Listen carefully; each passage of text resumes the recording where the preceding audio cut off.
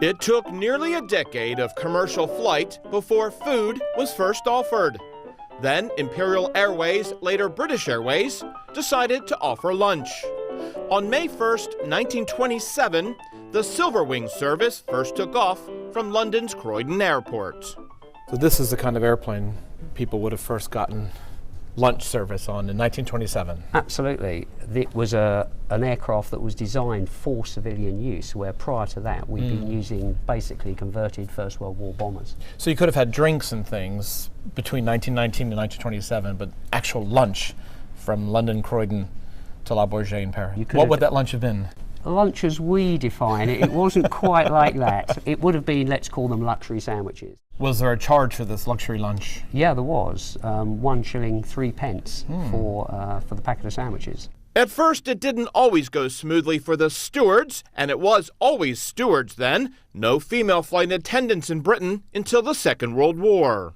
In the early days, trolleys didn't have brakes. With the aircraft going up or descending, it would occasionally go flying down the aisle. These were aircraft flying at not much more than 100 miles an hour, through the weather, not above it. Right. So to be served your gin and tonic in bumpy conditions might not be the greatest experience. Yes. It all went away during World War II and the austere years that followed.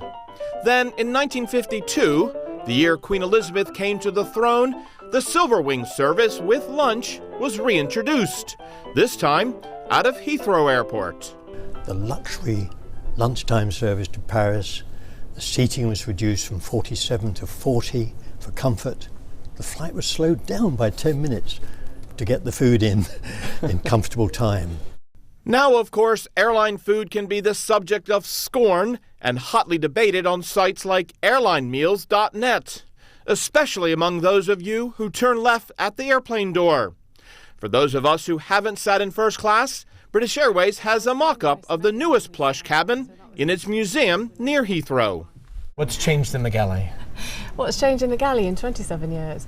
Steam ovens, which we now have with the new Airbus. Wine chillers, which we didn't have when I started. We used to chill wine in a bucket. So we've got a great wine selection, but our tastes do change in the air. Yeah. So. Did you know 27 years ago when you joined you'd have to become a wine expert? No.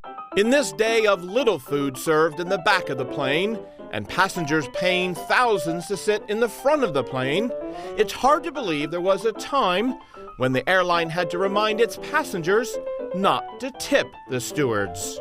Jim Bolden, CNN, London.